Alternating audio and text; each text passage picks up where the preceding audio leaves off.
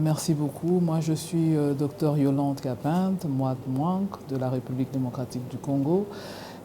Donc, je suis gynécologue et j'ai eu une formation MERC sur l'assistance médicale à la procréation, donc la médecine reproductive, dans la période d'août 2022 à novembre 2022. Et c'était en Inde, Bangalore plus précisément, Milan. Alors, les premières impressions ont été excellentes, très bonnes, des cours de haute facture, d'un grand professionnalisme avec du personnel vraiment très compétent. Nous avons eu une formation bien échelonnée dans le sens où nous avons eu la partie théorique et nous avons acheminé avec une partie pratique. Nous avons eu cette opportunité de pouvoir travailler avec les professionnels en la matière. Et donc, je pense que nous avons bénéficié de ce qui était très important. Alors vraiment, dans tout ce qui est matière de ici c'est de l'assistance médicale à la procréation, ça veut dire très pointillé et fine dans le sens de la prise en charge de personnes infertiles qui ne sont pas en mesure d'elles-mêmes de procréer naturellement. Et donc là, nous avons appris toutes les étapes possibles de pouvoir les aider à arriver à leur fin. Parfois, c'est possible d'y arriver naturellement, mais parfois, on doit les aider donc, avec cette procédure d'assistance médicale à la procréation. Et nous avons donc bénéficié de cette formation dans tous ses contours, dans tous les fonds, et jusque même avoir la formation en embryologie. Alors, nous avons eu, malheureusement, on va le dire, c'est limité par nos moyens. Ça veut dire que nous sommes arrivés sur le milieu, nous n'avons pas l'infrastructure qui nous permette de mettre en pratique de manière globale ce que nous avons bénéficié. Mais néanmoins, nous savons au moins orienter, déjà, ça c'est possible de le faire. Nous avons déjà avancé dans le préparatif de cette prise en charge. Et jusque-là, ce que nous avons pu faire, c'est ce qui nous disons l'insémination intra-utérine. Ça, nous sommes en mesure de le faire parce que cela demande un matériel un peu moins coûteux, onéreux.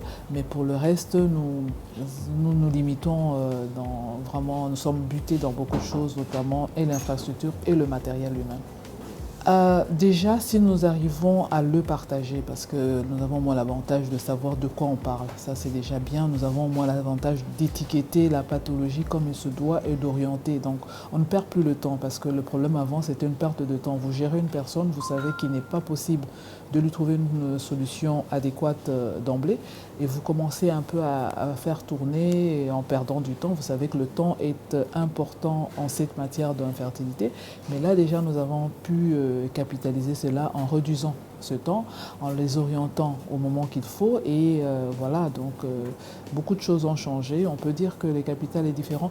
Et même dans notre vision de faire, ça veut dire que nous ne faisons plus les mêmes choses comme avant. Il y a beaucoup de choses qu'on a améliorées et ça se sent dans la pratique, ça se sent dans ce que nous faisons et ça se sent même dans les résultats que nous avons.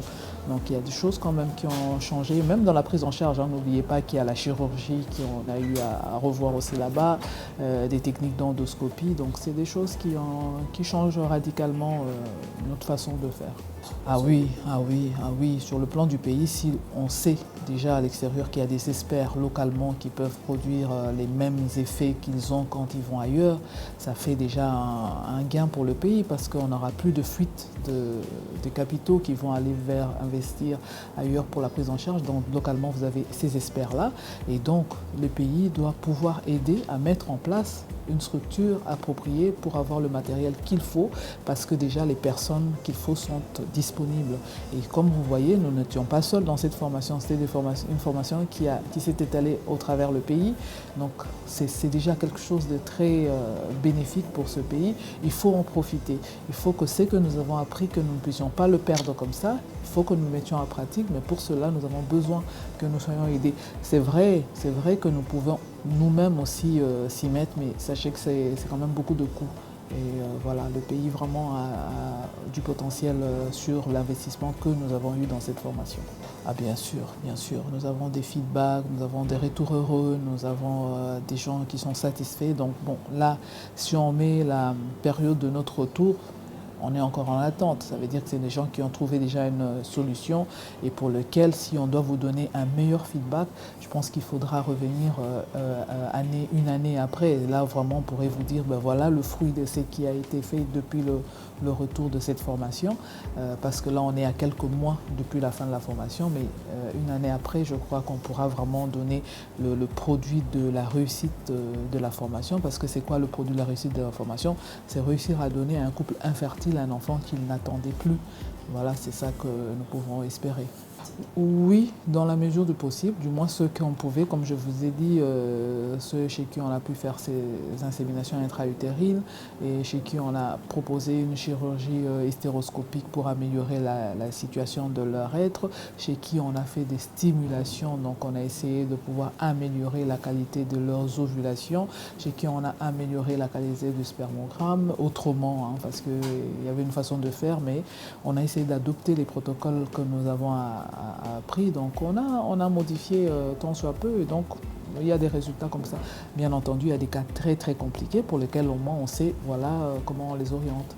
Ah mais bien sûr, bien sûr. Bon, nous on a je me suis permis d'avoir une page Facebook dans laquelle j'essaye d'apporter des notions de connaissances en la matière, de leur faire voir qu'il y a des gens qui peuvent vous donner des orientations, parce que c'est ça l'essentiel, hein. Ce n'est pas dire que je vais le faire, mais dire que c'est possible de le faire, même pas par moi, mais en passant par.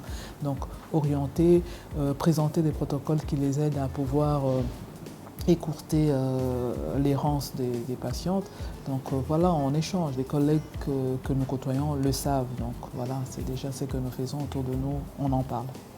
Alors déjà la Fondation Merck que nous connaissons depuis plusieurs années par rapport à notre position dans un groupe interafricain que vous connaissez qui est les girafes, qui parle de la fertilité. Donc c'est un partenaire potentiel, c'est déjà bien que Merck se retrouve aujourd'hui au pays parce que Merck on l'a toujours rencontré ailleurs qu'au pays. Et c'est déjà un gros avantage, il faut en bénéficier. Merck, c'est un géant dans l'affaire, donc au-delà de tout ça, il y a sa partie médicale, pharmaceutique et tout ça. Si il arrive déjà à venir ici, ça veut dire que nous avons l'opportunité de voir comment même avoir ce matériel dont je parle ici, l'infrastructure, le matériel et les médicaments qui accompagnent. Parce que tout ne se limite pas là. Donc il y a l'individu, le médecin, mais il y a tout ce qu'il doit utiliser pour pouvoir réussir ce qu'il a comme challenge, comme défi par rapport à la prise en charge de l'infertilité. Donc c'est tout un processus. Et il n'y a pas que le gynécologue, il y a le biologiste, la reproduction. Donc bref, c'est vraiment tout des moyens qu'il faut faire et n'oubliez pas, c'est la maintenance qui suit après parce qu'il ne suffit pas qu'on emmène, mais il faut savoir aussi comment nous allons réussir à contrôler, à sécuriser parce que ces médicaments ont des conséquences, comment nous faisons pour éviter de pouvoir tomber dans des complications qui seront difficiles parfois à gérer. Bref, avec Merck qui nous a donné cette formation, on est garanti d'avoir la sécurité, dans la sécurité, le contrôle dans la prise en charge de l'infertilité dans le pays. Voilà, donc c'est un gros merci, un gros remerciement à la Fondation Merck et à tous ceux qui le chapeautent. Ici, je vois Calège et toute son équipe, bien entendu, et le président CEO de la Fondation.